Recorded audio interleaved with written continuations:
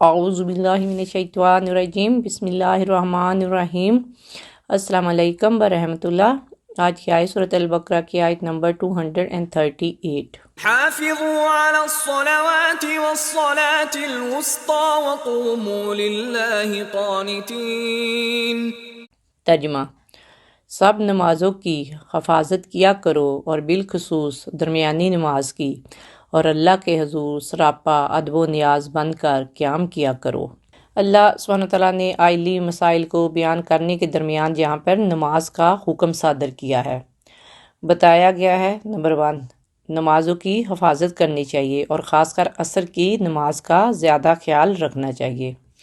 Number 2، نماز میں عاجزی کے ساتھ کھڑا ہونا ضروری ہے اور بلا وجہ حرکت نہیں کرنی چاہیے۔ نمبر 3، نماز کے بعد اور ہر حال میں اللہ تعالیٰ کا ذکر کرنا چاہیے۔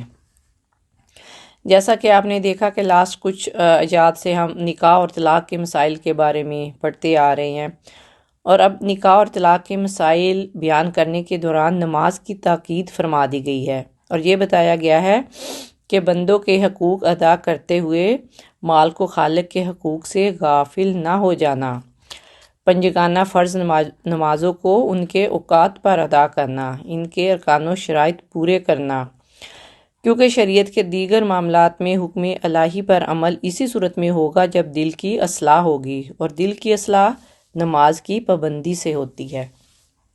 تو جہاں پر بتایا گیا کہ تمام نمازوں کی پابندی اور نگہبانی کرو، اور اس نگہبانی میں ہمیشہ نماز پڑھنا، باجماعت نماز پڑھنا، درست نماز پڑھنا، صحیح وقت پر نماز پڑھنا، یہ سب کچھ شامل ہے۔ لیکن سب سے زیادہ تاکید درمیانی نماز کی گئی ہے۔ درمیانی نماز سے کیا مراد ہے؟ تو درمیانی نماز سے مراد عصر کی نماز ہے۔ بخاری شریف میں ہے نماز وسطیٰ سے مراد درمیانی نماز یعنی عصر کی نماز ہے، کیونکہ یہ 5 نمازوں کے بیچ میں آتی ہے۔ صحیح بخاری میں ہے کہ رسول اللہ صلی اللہ علیہ وآلہ وسلم نے غزوہ خندق کے دن فرمایا، ان کافروں نے مجھے درمیانی نماز نہ پڑھنے دی حتیٰ کہ سورج غروب ہو گیا، اللہ ان کی قبروں اور گھروں کو آگ سے بھر دے۔ صحیح بخاری کی ایک دوسری روایت میں ہے کہ سیدنا عبداللہ بن عمر رضی اللہ تعالیٰ عنہ کہتے ہیں کہ آپ صلی اللہ علیہ وآلہ وسلم نے فرمایا، جس کی عصر کی نماز قضا ہو گئی، اس کا گھر بار مال و ثواب سب لٹ گیا۔ نماز عصر کی اہمیت اور فضیلت اس لیے بھی زیادہ ہے کہ ایک تو اس وقت دن اور رات کے فرشتے جمع ہوتے ہیں، اور بعض روایات میں ہے کہ ان کی تبدیلی ہوتی ہے۔ تو جس طرح مزدور دن کے آخر میں معاوضے کا طلبگار ہوتا ہے، یہی صورت نمازی کی ہے کہ اس وقت ملائکہ اللہ تعالیٰ کے حضور آدمی کے سارے دن کی رپورٹ پیش کرتے ہیں۔ تو جس کی نماز عصر ضائع ہوئی وہ اس دن کا اجر لینے سے محروم رہا۔ اور دوسرا یہ کہ اس وقت کاروبار کی مصروفیت کا وقت ہوتا ہے، گھر پلٹنے والا مسافر اس وقت گھر پہنچنے کے لیے تیز گام ہو جاتا ہے، دفتر سے رخصت کا وقت کا دن بھی یہی پہر ہوا کرتا ہے۔ کاروباری لوگ ذہنی طور پر عصر کے وقت ہی معاملات سمیٹنے کی کوشش میں ہوتے ہیں، مزدوری کے اختتام اور مالک سے معاوضہ لینے کا بھی یہی وقت ہوتا ہے، کیونکہ یہ شام کے ٹائم کی نماز ہے جس میں سے اکثر لوگ بیٹھ کر ڈسکس کر رہے ہوتے ہیں، اور خاص طور پر جو خاندانی معاملات ہوتے ہیں تو اس کے اندر وہ طول پکڑ جاتے ہیں اور نماز رہ جاتی ہے، تو اس طرح نماز کے فوت یا مؤخر ہونے کے خدشات زیادہ ہوتے ہیں۔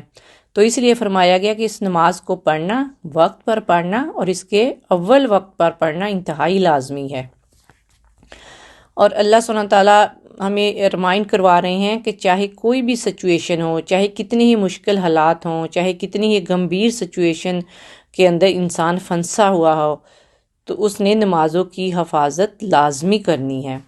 بخاری اور مسلم میں ہے، اس بارے میں رسول صلی اللہ علیہ وآلہ وسلم سے حضرت عبداللہ بن مسعود سوال کرتے ہیں کہ کون سا عمل افضل ہے؟ تو آپ نے فرمایا نماز کو وقت پر پڑھنا۔ پھر پوچھا کون سا؟ فرمایا اللہ کی راہ میں جہاد کرنا۔ پوچھا پھر کون سا؟ فرمایا ماں باپ سے بھلائی کرنا۔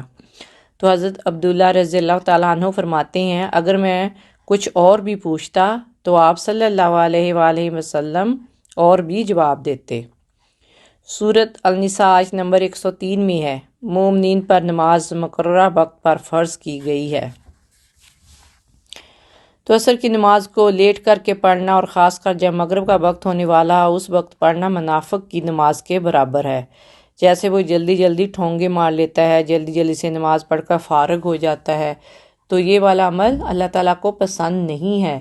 اگر اللہ تعالیٰ کی محبت چاہیے، اللہ تعالیٰ کی خاص رحمت چاہیے، تو نمازوں کو ان کے اول وقت پر پڑھنا، بہترین وقت پر پڑھنا اللہ تعالیٰ کے ہاں افضل ترین عمل ہے۔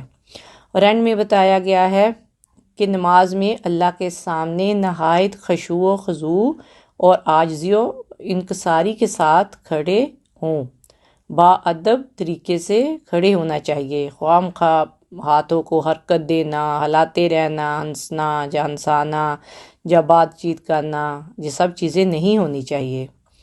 سیدنا زید بن ارقم رضی اللہ تعالیٰ عنہ سے روایت ہے کہ ہم نماز میں باتیں کر لیا کرتے تھے، تب یہ آیت نازل ہوئی۔ اور مسلم کی روایت میں ہے کہ آیت نازل ہونے کے بعد ہمیں حکم دیا گیا کہ چپ چاپ سکون سے کھڑے ہوں اور باتیں کرنے سے بھی منع کر دیا گیا۔ اللہ سبحانہ وتعالیٰ ہمیں 5 وقت کی نمازیں خشوع و خضوع کے ساتھ اول اور بہترین وقت پر پڑھنے کی توفیق عطا فرمائے، آمین یا رب العالمین۔ السلام علیکم ورحمۃ اللہ وبرکاتہ۔